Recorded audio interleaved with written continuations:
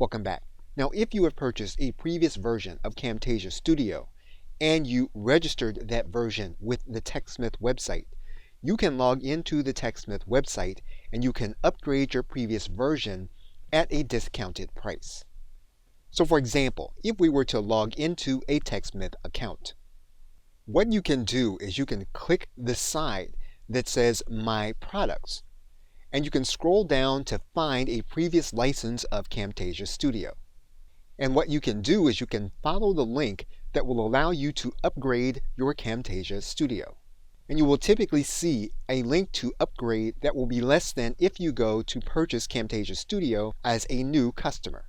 And you can walk through the cart process for that version.